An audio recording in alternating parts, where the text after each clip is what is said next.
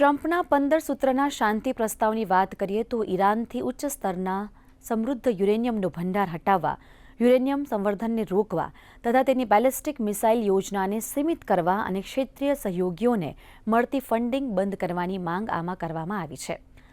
White હાઉસે આ પ્રસ્તાવના વિવરણને જાહેર કરવા માટે મનાઈ ફરમાવી છે અને ચેતવણી પણ આપી છે કે તેઓ પોતાના હુમલાઓ હજુ વધારી શકે છે.